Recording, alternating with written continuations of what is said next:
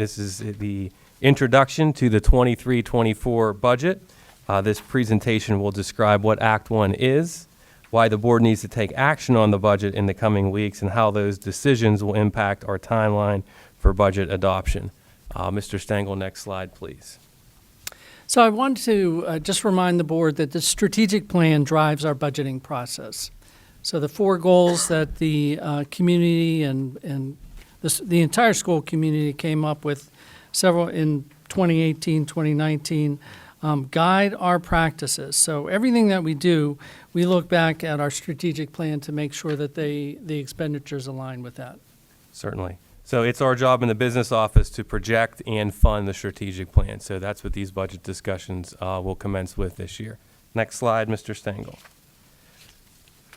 So for those of you that do not know what Act 1 is, I thought it would be prudent to explain tonight. The Taxpayer Relief Act came about during the establishment of legal gambling in Pennsylvania. It creates the Act 1 Inflationary Index and establishes a timeline and process for adopting budgets and raising taxes. The base index is calculated by averaging percent increases in the Pennsylvania statewide average weekly wage and the Federal Employment Cost Index for elementary and secondary schools. Additionally, for school districts with a market/personal income aid ratio greater than 0.4, their index is adjusted upwards based on some additional calculations. So the base index for this year is 4.1%.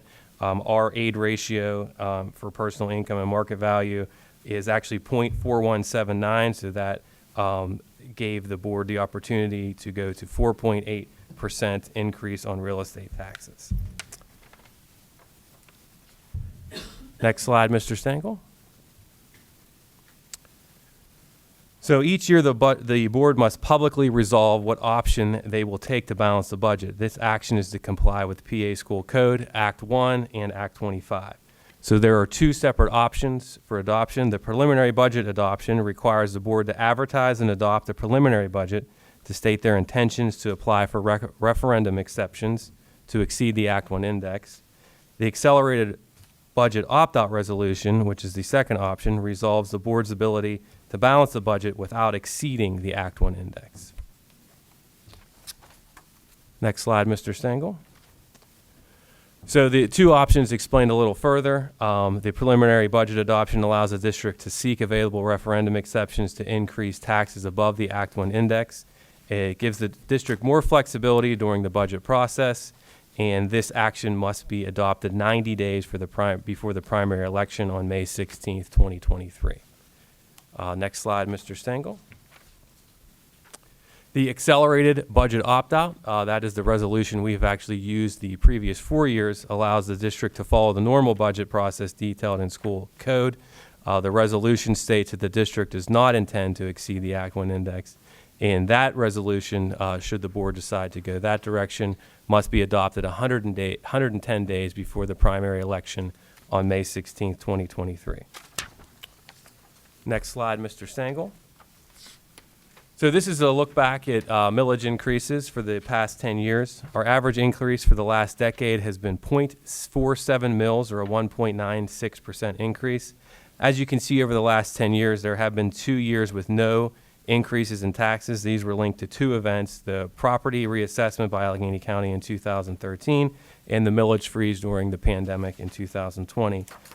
This method of incremental increases is the most prudent and conservative way to budget. It is the best practice for long-term planning and fiscal responsibility. Next slide, Mr. Stengel.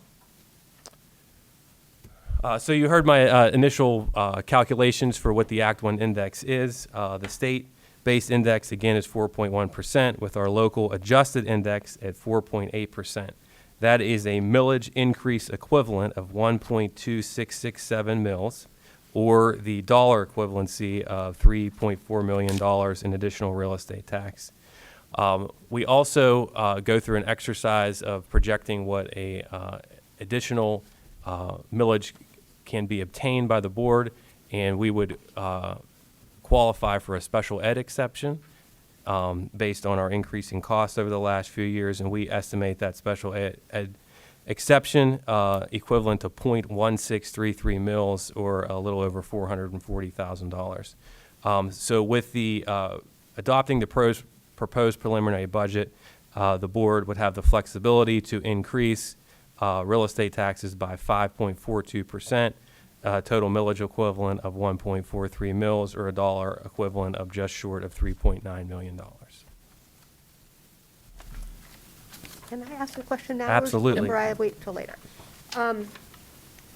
So prior to 4 years ago, we would typically vote to take the exceptions in case we needed them. But to my recollection, we've never gone above the Act 1 index. Is that correct? In my look back, that is correct, Ms. Albright. Thank you. So even though we voted to take the exceptions, we've actually never done it. Good to- Thank you. Can we go to the next slide, Mr. Stengel? So here are some of the budget impact issues we are facing preliminarily for the 23-24 budget, and they are robust this year. Inflation, obviously, at about 7.1%. A county court case about common level ratio and real estate tax values. Assessed values, which in surrounding communities such as South Fayette or Peters Township are increasing, while ours is increasing at a very low rate. As we all know, Mount Lebanon is 6 square miles and we have nowhere to build but up. And a lot of these are old stock of housing. The assessed values don't increase. We'll say a South Fayette that adds 150 houses per year. We have a lot of unknowns with staffing and pending retirements, which are due the 1st of February. We have teacher contract negotiations which open up tomorrow evening. We're seeing preliminary healthcare projections anywhere between 12% and 18%. Our healthcare is about $10 million a year. There is not an increase in the PSERS rate. However, when salaries increase, that is an increase in the budget. As we talked about earlier in the supply discussion, we're seeing supplies increase anywhere from 10 to 20%. We have some need for some educational softwares based on our one-to-one initiative, and we're seeing professional service costs increasing on an hourly rate. On the right-hand column, we're dealing with a new governor this year, so we will wait to hear what his state budget release is. That usually comes out early in February. Then the legislature will decide how that will funnel to schools.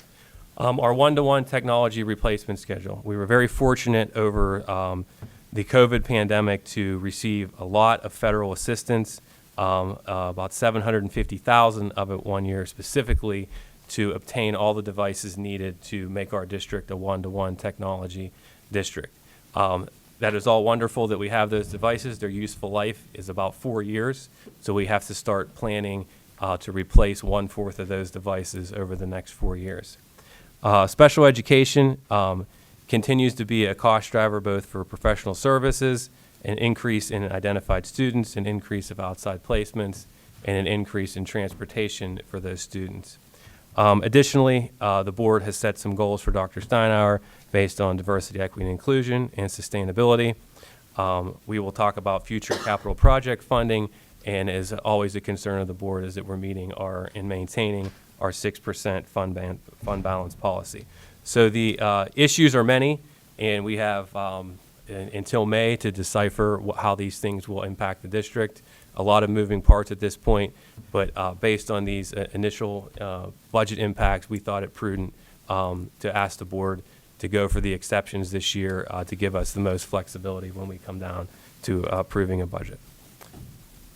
Any questions about those impact items? So as far as this list of impacts, which are many columns long, really the only one that would be eligible for the exceptions is that special education. Are all of those costs listed, factored into that?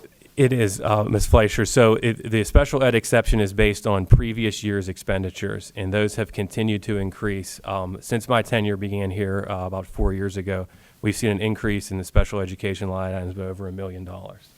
And we would not be eligible for any PSERS exceptions? We would not. I've done that calculation, and we do not qualify for that exception. So that is the only exception we would qualify for.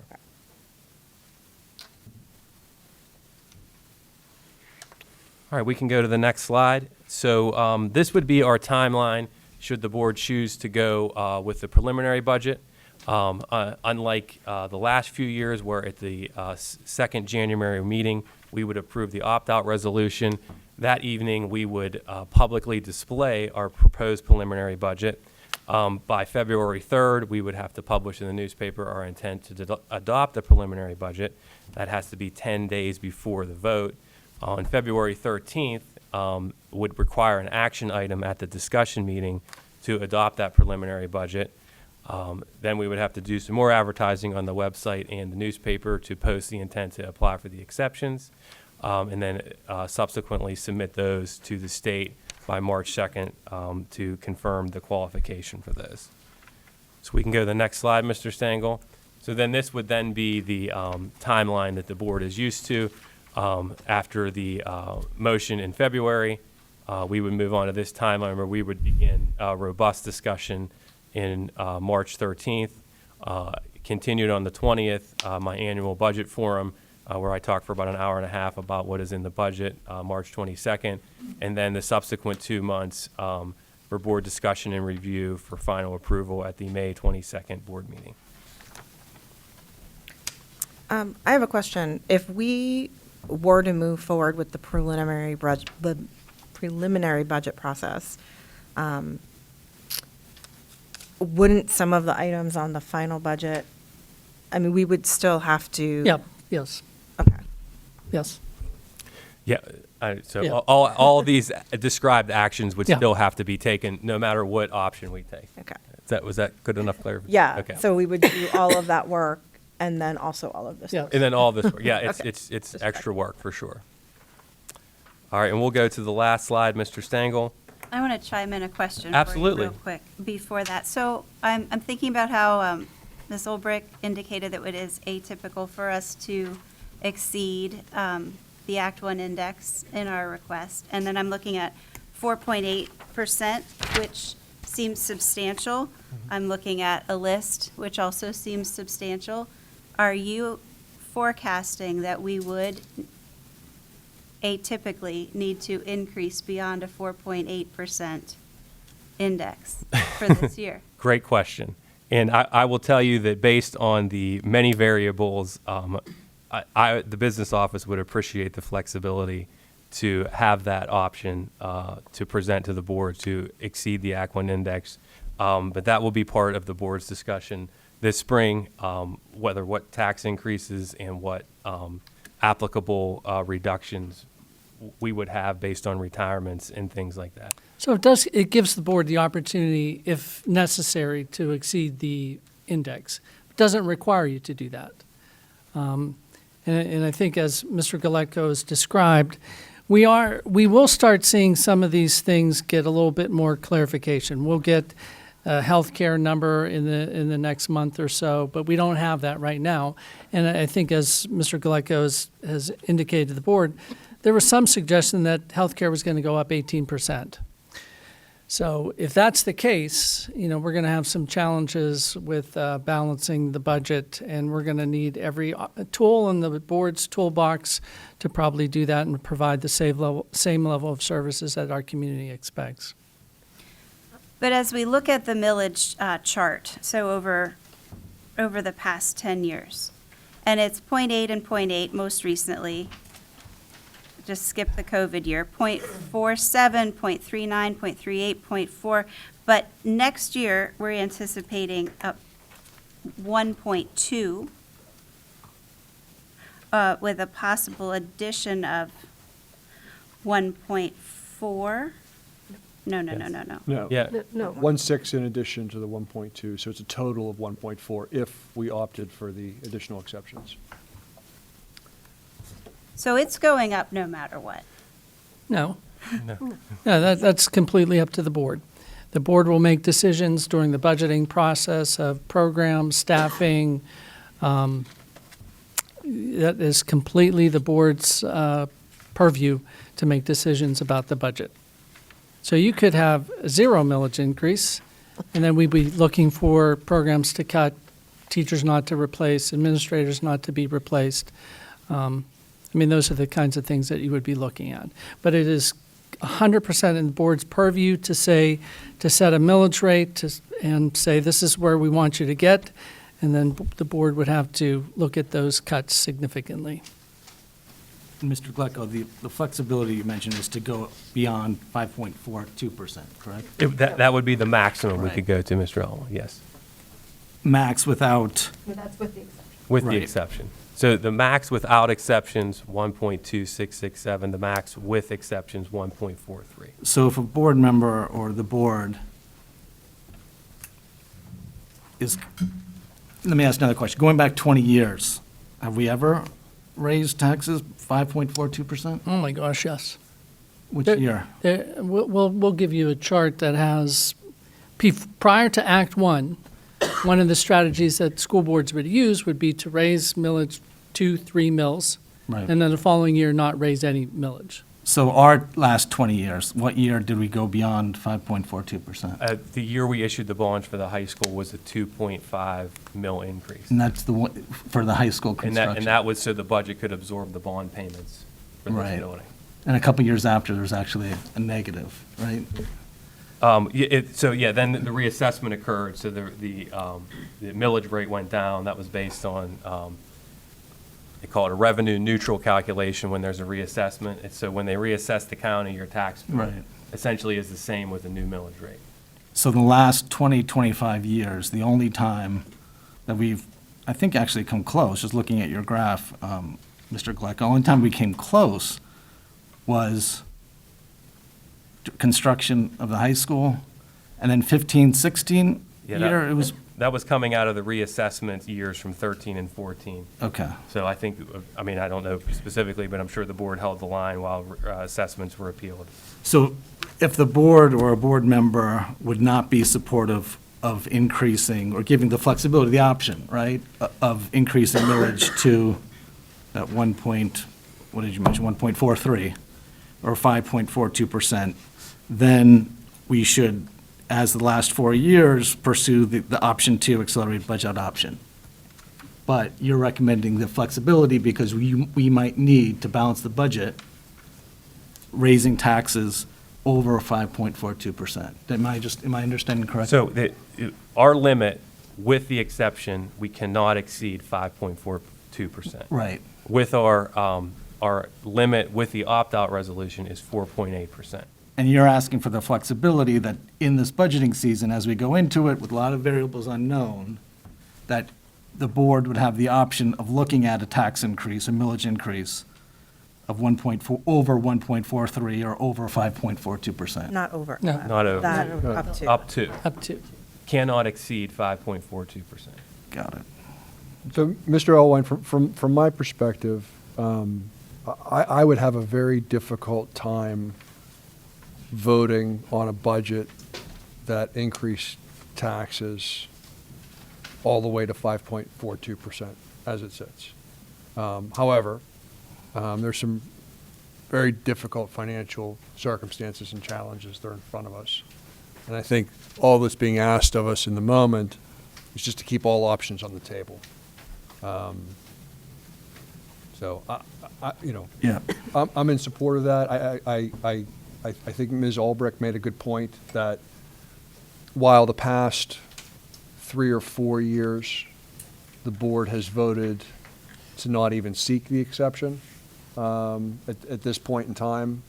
Prior to that, there was some established practice of seeking the exception every year, or at least the option to seek the exception, but it never came to fruition.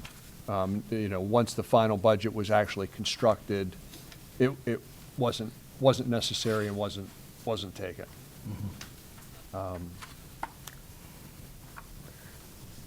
So having been through both versions, the preliminary budget that we would be voting for really looks nothing like what we would get in March. Well, it's based upon assumptions. Right, well, because there's so much information that we don't have, not only what we would get from the governor, but there's certain like housing numbers that we don't have and employment numbers that come out like late February and we don't have them when that preliminary budget needs to be Yeah. displayed. So it looks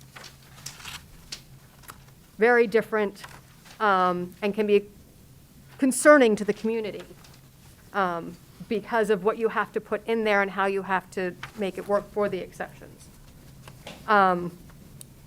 We would likely consider worst-case scenarios in many of those categories that we put up there. Right, so I think that the key would be if we vote to, to take the exceptions, to do, to go through this, it's to make sure that the board and the community understand that this is, as Dr. Steinhauer said, this is the worst-case scenario budget. This is we don't get anything from anybody, how do we survive and keep the Mount Lebanon education that we all desire?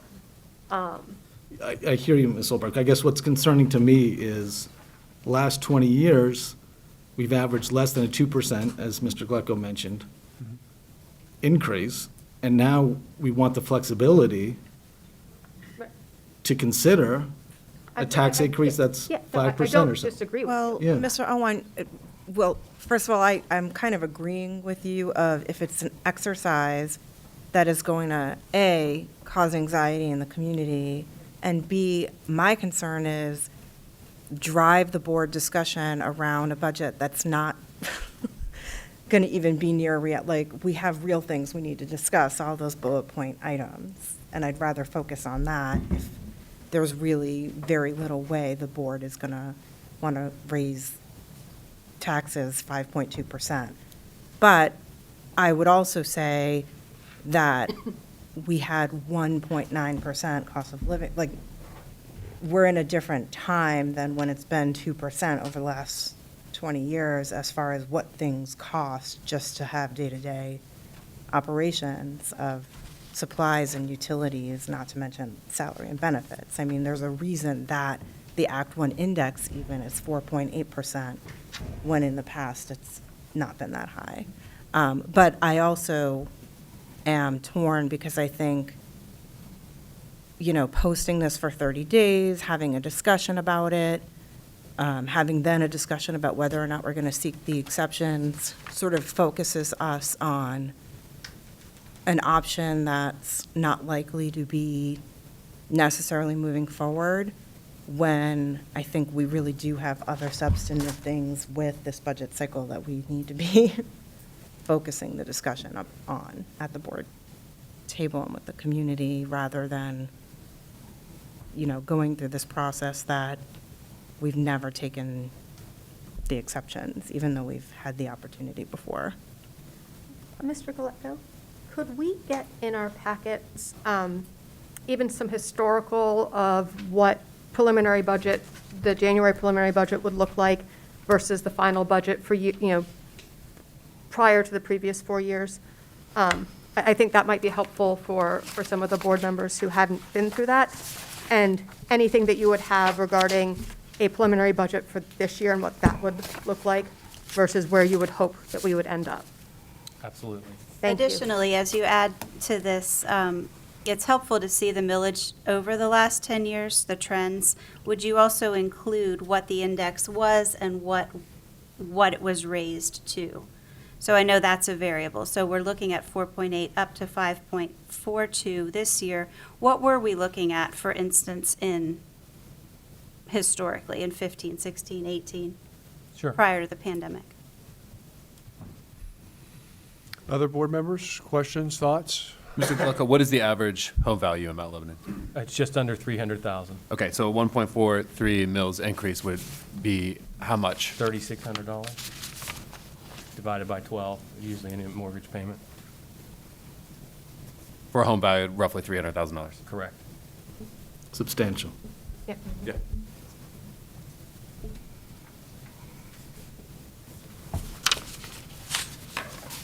I know there's a lot of variables in the budget impact issue sheet, the 2 columns.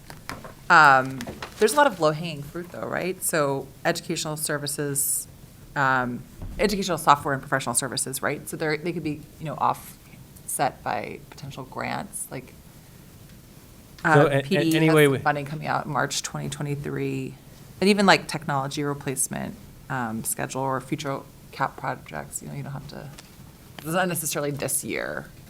Right. So it seems like that's like heavier than. So this is, very good point, Ms. Gu. This is a building block for the future as well. It is, we are discussing the 23-24 budget, but also this is building our budget to handle future expenditures, Yeah, including a teacher's contract for the next 5 years. yeah.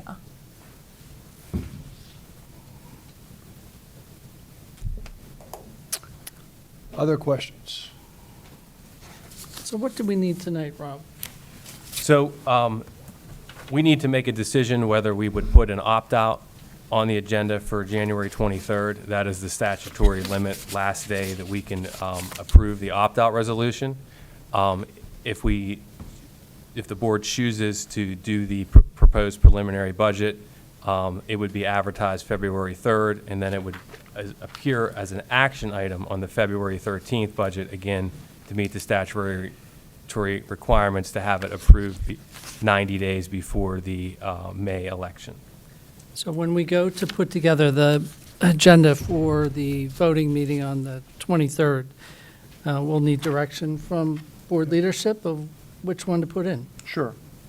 And Mr. Galecko, just to sort of encapsulate this in its most simple terms, but what to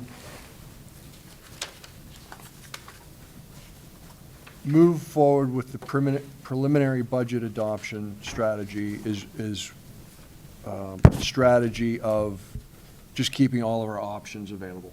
Correct.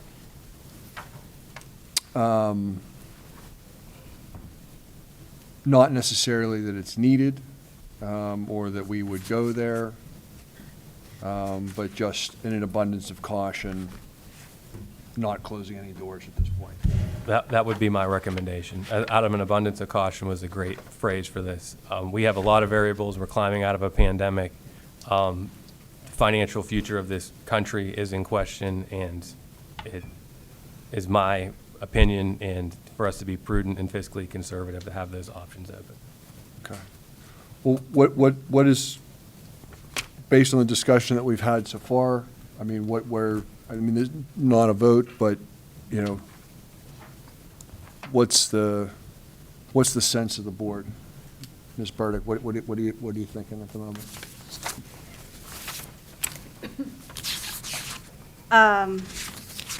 Respectfully, I think that is too much to bear on our community. Okay. Even to keep the option open? I mean, that doesn't commit us to taking the exception, right? And as Ms. Ulbrich pointed out, historically, even when the board has in the past kept the option open, at least in recent history, it has not been taken ultimately.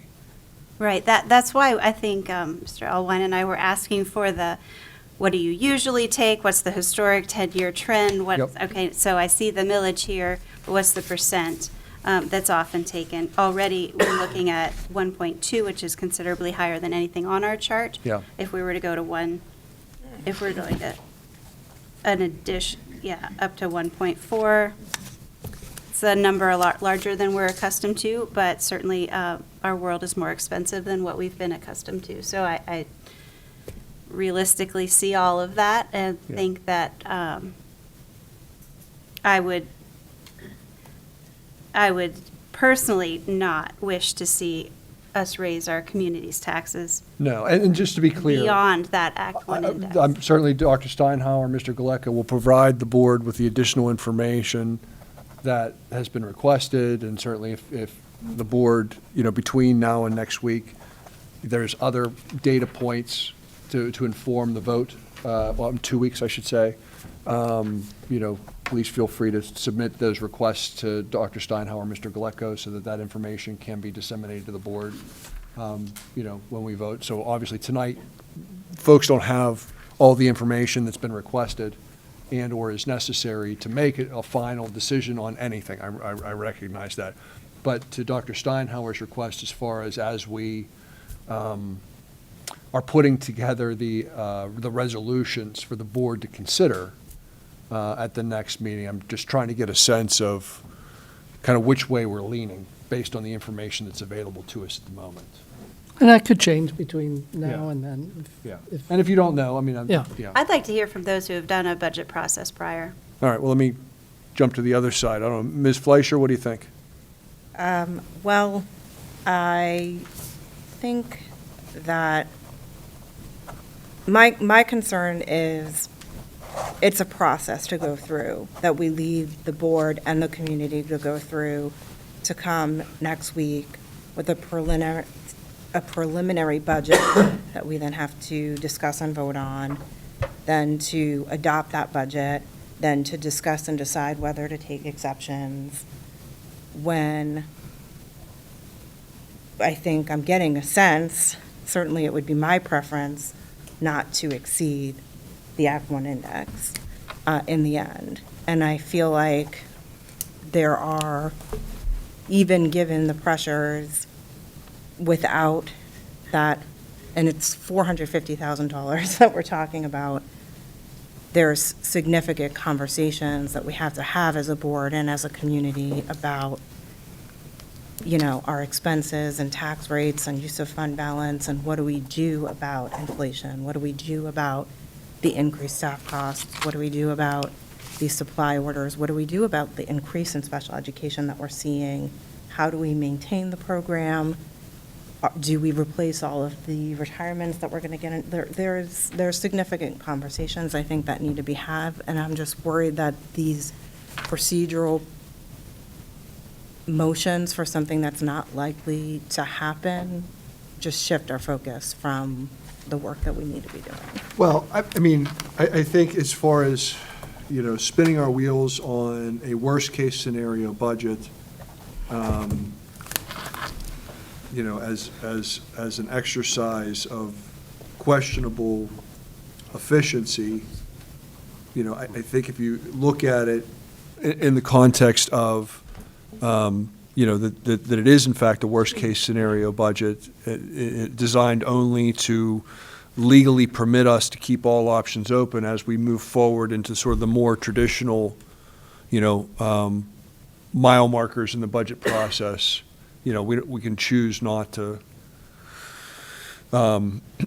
spend more time than is necessary on it, recognizing it for kind of what it is. Mr. Galeko has a Point of clarification. very important clarification. And I apologize. So when Dr. Hackett asked about the tax increase, I said $3,600. It's $360. We're talking about It's a big $30 a difference. month. Okay, instead of That's $300 a month. that's huge. Clarification took place. I was thinking what their total tax bill would be, but thank Yeah. you for, So the exception is just an additional $30 a month. it's, the entire tax Tax increase. increase would be $30 a month on a $300,000. Okay, so the, worst case scenario. At the worst case scenario. so the exception at Good catch, Mr. Peters. 1.5% of that is, I don't know, help me, I'm a lawyer, I don't do math. Let's ask Mr. Peterson. Yeah, sorry.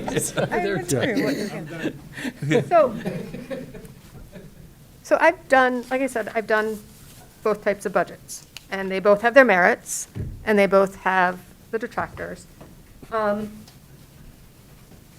some extent, from what Ms. Fleischer was saying, you know, it's an additional $450,000 specifically for special education funding. But it's out of our entire budget, which this past year was about $109 million. And we know that it's going to go up from that. So that's a rather small percentage of that total budget. So I'm questioning the need to go through all of these extra steps and create this preliminary budget, which does tend to cause concern.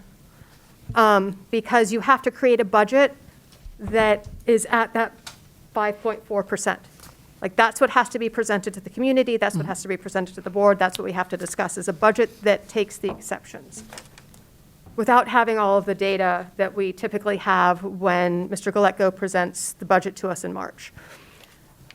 So that's, it's a difficult decision to make. And I would lean towards not taking not taking that exception, Okay, having been through both versions. okay, But again, it's not in this current financial climate, so okay. I could be persuaded. But why? Because it's extra work that we wouldn't likely end up needing to do, because we wouldn't be likely to go that high. Correct, and it creates a budget that looks astronomical because it has to be that 5.4%. And we've never taken the exception, when the exception has been a lot bigger, when we were able to take PSERS and healthcare and special education. And it was a much bigger portion that we could take. It seems to me like it's not necessary. Yeah, I would say also, because we've seen a chart in the past, and I think it'll come in our budget packets this year, of what the PSERS increases were. And for a while there, they were like on a very steep uphill climb, where Oh, it now was they've leveled out. Hugely significant. So that, it would make sense also because it was this larger number and portion of your budget, and statutory, you have to, just like you have to provide the special education services, you have to pay into that state retirement fund, but that's not even on the table this year. Okay, Ms. Johnson, thoughts? There's so many things to think about. I agree, I do not want to exceed the Act One index in any way. I just feel like that's just asking too much of any of our taxpayers. I just feel there's a lot of information that we need to collect and to have presented to the board so we can make a valid Yeah, and look, I mean, at this point, we're not even proposing, till the end of May, right, that we're actually be making these decisions about, how much, if any, to raise taxes and programs to cut or not cut, that kind of stuff is down the road.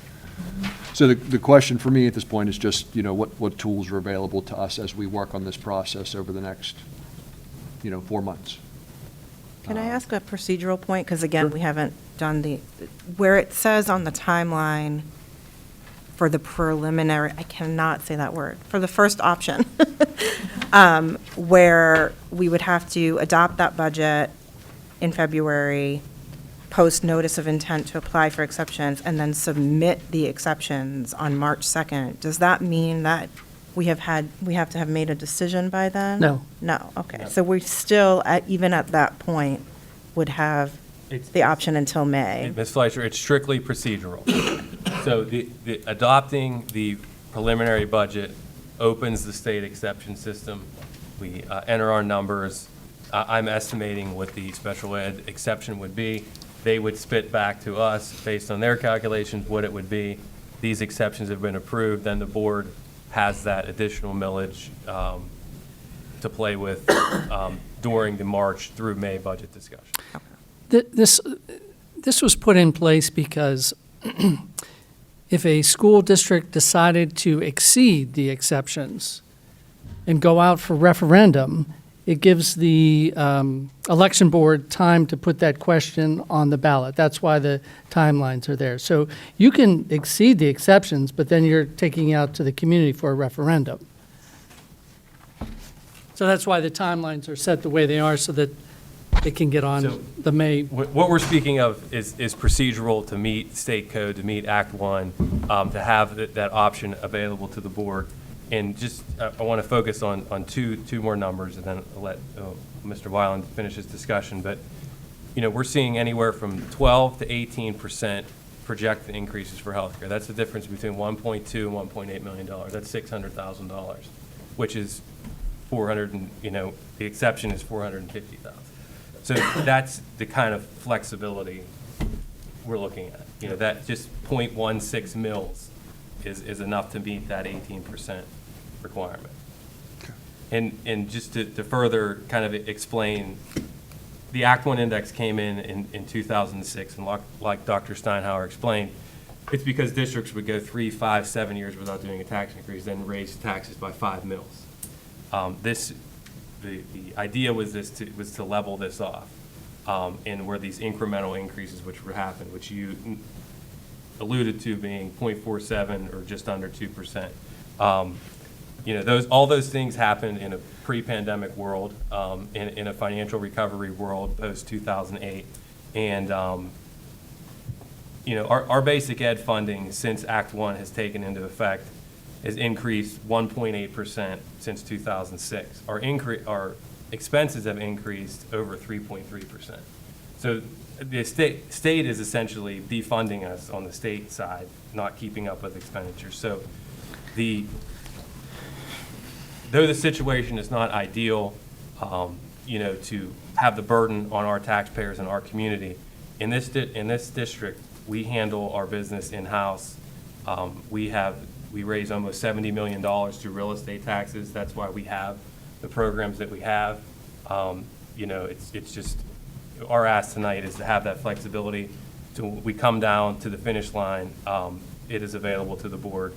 We're not saying we're going to need it, but if the worst case scenario would happen, it's my experience here over the last 3 years that our board and our community want to keep our programs intact. But we work at the board's discretion. Yes. So if you make that decision, we will bring you a budget that meets those requirements, and you'll have to look at services and staffing and things like that when we bring it to you. Thank you. Mr. Galecko, can you quickly, and I know we're running short on time, so this is just a pithy statement about fund balance. Maintaining 6% fund balance is your suggestion. We've seen it at 8% prior. We've seen it at higher levels prior. We wouldn't want to dip below 6%. Is your budget going to suggest us raising it above 6%? It would not. The board policy, The board policy drives that 6%. 6% as a minimum. The state doesn't let you exceed 8% in unreserved fund balance. That between that 6 and 8% wheelhouse is, I believe, an appropriate amount. Keep in this, none of the budgets that we will put forth will suggest adding money to fund balance. We will be just riding the line of just above 6%.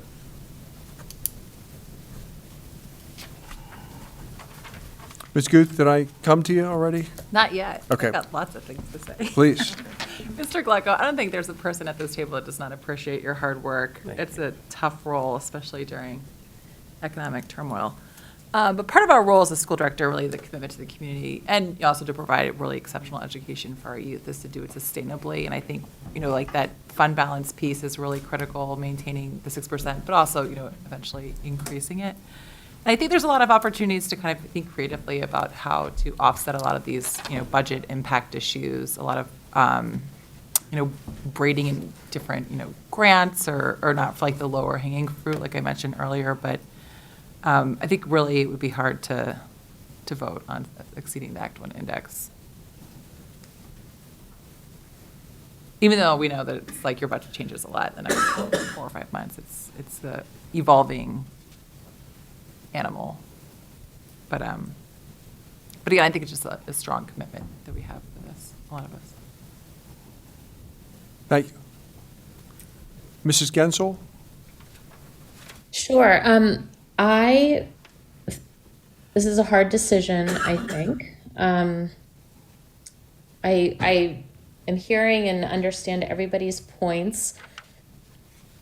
For me, yes, it goes without saying that we prefer not to face a worst-case scenario. I think it's important for us to think about the right now. And I even hear my fellow board members sort of, going right to that worst-case scenario, but that's not really the decision that you're asking us to make right now.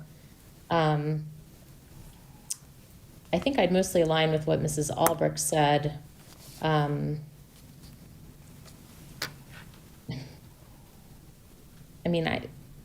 like the idea of flexibility.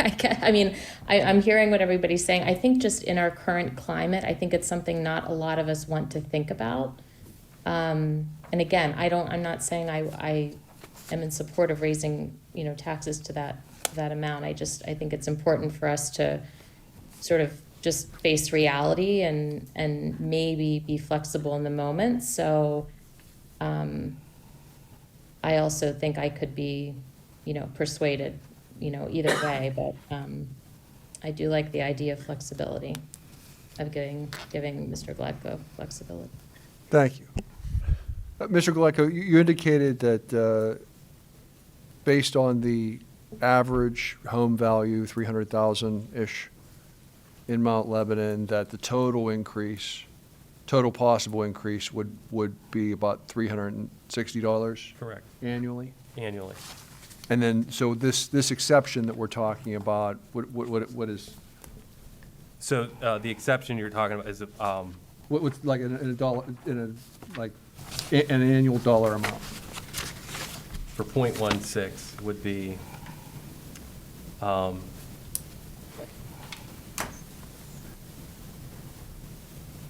Millage times. yeah, I got it.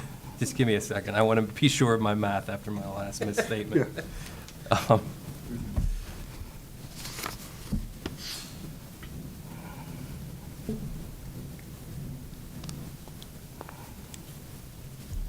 So we would take 360, let's see, minus $48, so then you're looking at 360 minus $312 versus $360 increase. Okay, but so the delta is 48 bucks. $48 bucks. So that's the Per year. exception, annually. It's Annually, right. $48. $4 a month. Yes. So, Mr. Glucko, there's clearly a concern at the table, and there appears to be no interest in going up or exceeding that index. But if you're asking for knowing that, if you're still asking for the flexibility to show us what it looks like, I'll support you in that. But I think it's pretty clear, the feelings at the table, at least as I Listen, stand on we January 9th. understand, and since I've been here, we've been tasked with a budget that comes in under the Act One index and uses the appropriate amount of fund balance and keeps all programming intact. And rest assured, that is our goal for this budget season, as it always is. I'll support what you're asking for. I'm concerned about some of the big numbers that are hanging out there, healthcare in particular, at 18%, and just making, so I lean towards flexibility. I mean, I certainly don't want to raise taxes 5.42%. Want to do everything that we can to avoid that, but it's a challenging time, so. So the board leadership will put together the agenda on the 18th and 19th. So I'll be looking forward your direction regarding the So we'll opt-out or get, the we'll preliminary get budget. everybody the additional information that's been requested, and Certainly. Yeah, we'll decipher over the next vote. I do have it prepared in the state format, and we will get you the information you requested to make an educated great. decision. All right, thanks, Mr. Clark. Thank you.